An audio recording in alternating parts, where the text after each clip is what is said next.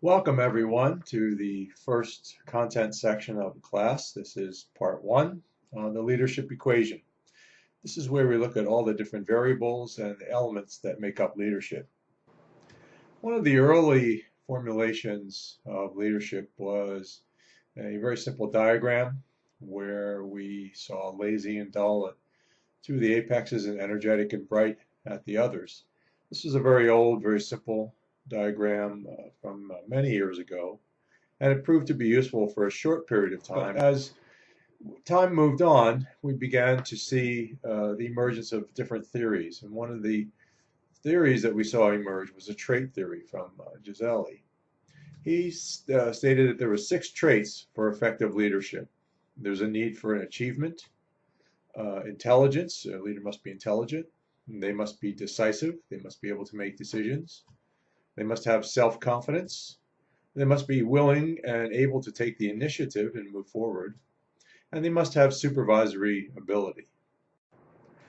As time continued, we began to see that the study of leadership was undertaken at many universities and through also some private think tanks, and we began to see examples of major society leaders being studied using the trait theory, and the trait theory continued to be elaborated. We saw leaders such as John L. Lewis and George Patton and Steve Jobs be assessed according to their various traits that they exhibited from their public interaction. One of the more recent models is from the Ohio State University, University of Michigan. And this model has 2 axes. On the x-axis is the job-centeredness, and on the y-axis is the employee-centeredness. We call the y-axis consideration and the x-axis initiating structure. And so what we do is we generally include managers and leaders in one of these four areas. And we look at their behaviors and their traits, and we take a look at areas that could possibly be improved. Put this into some more of a nominative approach. We see that we have 4 types of managers, actually 5 types, along the axes of concern for production, concern for people. We have the impoverished manager who's really not concerned for anything. We have a sweatshop manager who's very concerned for production but not concerned at all for people, kind of the slave driver. We have the country club manager who's very concerned for people and relationships but really doesn't really care about production. And then we have the mid-developed manager somewhere in the middle. And finally, out at the extreme end, we have the fully functioning manager or the fully functioning leader, which is where everybody really wants to be, is where you want to have simultaneous concern for production as well as simultaneous concern for people. One of the important aspects of leadership trait theory is character. And this quote really sums it up nicely. The character of the leader arouses confidence in the followers, and the followers feel better, able to accomplish whatever goals they share with the leader. So this really hits on 2 key aspects of leadership character. One is that they instill confidence through exhibiting self-confidence, and the second is that they create positive emotions in the followers, which in turn lead to self-confidence. So self-confidence can be catching. When you complete exercise 3.1, you'll get some rather interesting insights into 10 leadership qualities which are important. This exercise is good for you to understand because you as a leader need to really be self-aware. We're going to emphasize that a lot in this class. In fact, the entire first part of the class is about self-awareness. So these qualities are very important. In fact, we can say these are critical to effective leadership. Vision, ability, enthusiasm, stability, concern for others, self-confidence, persistence, vitality, charisma, and integrity. And all of these have a natural component, in other words, a component that is inherited and part of your personality tendencies. And they also have a learned component so that you can build on the gifts that you've been given.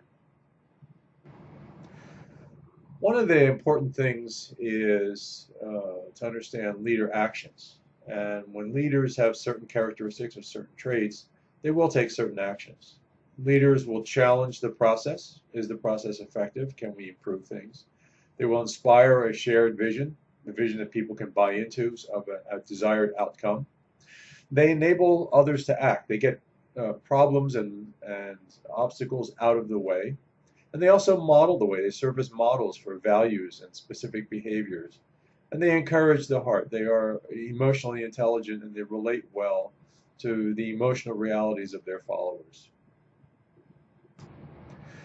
One of the aspects of relating well is to build trust. And there are 6 principles for building trust that we'll learn about.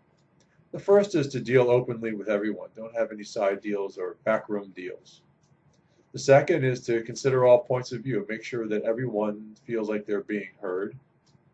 The third is to keep promises. This is also known as being impeccable with your word. When you say something and you promise something, you follow through always.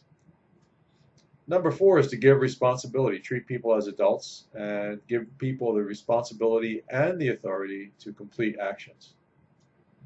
5, listen to understand, which is really important because sometimes just listening is not enough. It needs to be a little more active. You need to get in there and make sure that you understand exactly what the meaning is behind the communication. And number 6 is to really care about people, not just from an instrumental standpoint from what they can do for you, but as individual human beings.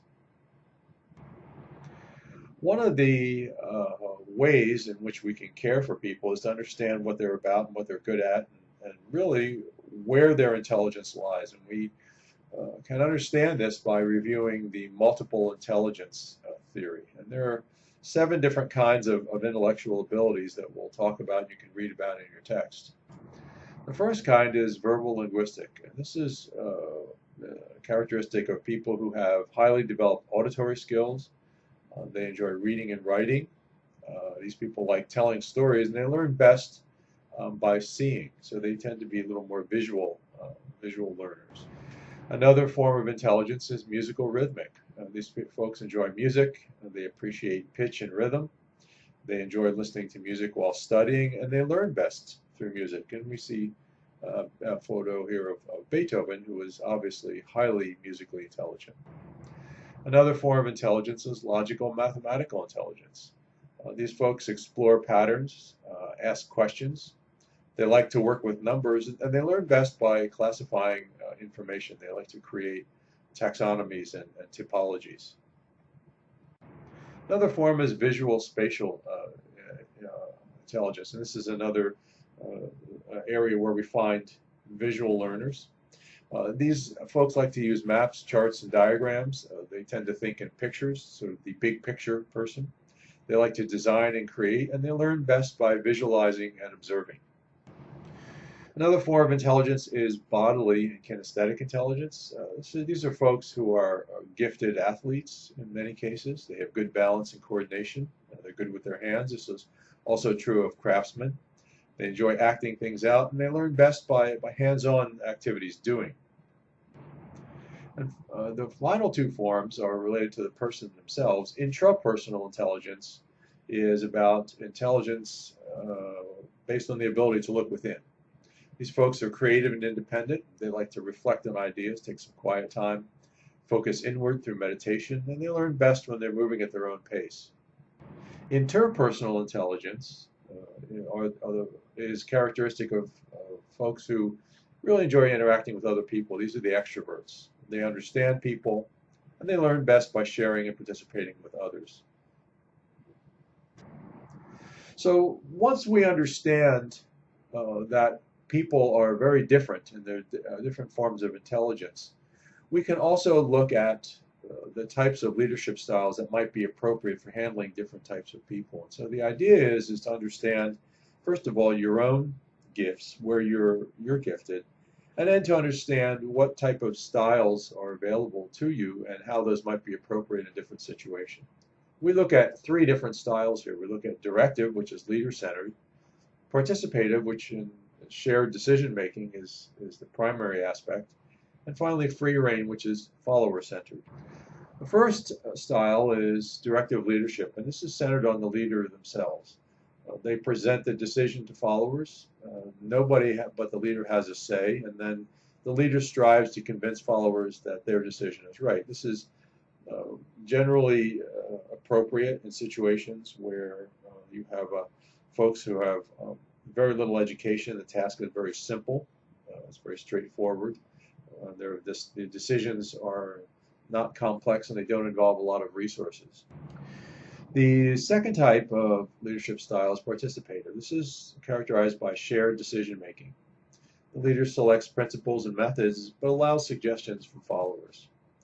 The leader presents the problems and followers give their ideas, but the leader still makes the final decision. And so participation is important, but the final authority still rests with the leader to make that final decision. Finally, we have something called free reign style. I guess this is, in its purest sense, is democracy. This is really follower-centered. And this is where the leader's responsibility is to present the problems with boundaries and resources and insights. So the leader sketches out the territory. The followers make the final decision, and the followers have as much freedom as the leader. And this really doesn't exist in many situations. In fact, in most situations, this is not the case. One of the things that we've seen over time as leadership has developed and leadership theory has developed is that in business, the form of leadership has changed. In pre-1950s business, the business culture was primarily a hierarchy, and the leadership was command and control based. In the 1950s, organizations began to grow. They became more complex, and we saw the emergence of supervision as a focus of leadership. In the 1960s, the growth and complexity still became more greater. And we saw the focus of leadership shift into something called administration, which is a little wider scope of supervision and management. In the 1970s, we saw lots of competitive environments arise with the advent of some of the new technologies. And so management became the focus of leadership, really an extension of the administration approach. In the 1980s, we saw some slowdowns. We saw the beginning of globalization. And so entrepreneurship became a very important area for leadership, especially in the technology arena. In the 1990s, as globalization proceeded, diversity became a key element in business culture. And so the focus of leadership became team building. And post 2000 and to the current day, we see communities are really the essence of business culture, and so the focus is relationship management. This corresponds to the rise of social media. We see things such as Facebook and LinkedIn and some of the other social websites that are out there, and some of the network marketing that's going on. And so you can see in this trend the evolution of leadership style towards a more progressively follower-involved style over time. So we have the bottom line here. What are some of the key challenges of leadership? Well, these are paradoxes that a leader must resolve. The leader has to give orders, but at the same time empower people to follow those orders. A leader has to implement plans, but at the same time generate ideas for new ways and more effective ways to get those plans done. A leader has to manage individuals, but at the same time they have to coach teams, so they have to recognize the social identity of teams. The leader has to do things right, but at the same time they have to do the right thing. This is the difference between efficiency, doing things right, and effectiveness, doing the right thing. A leader has to organize work, but yet they also have to develop people, so they have to have a simultaneous concern for production as well as relationships. So that's it for this presentation. If you have questions, please post them in the Q&A thread, and we'll see you on the class website.